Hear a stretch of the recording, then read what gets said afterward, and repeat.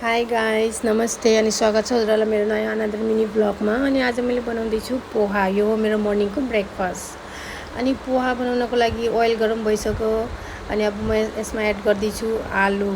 अनि आलुलाई पनि एकछिन फ्राई गरेर जब यसमा ब्राउनिस आउँछ अनि त्यसको बादमा यसमा एड गर्दैछु बादाम।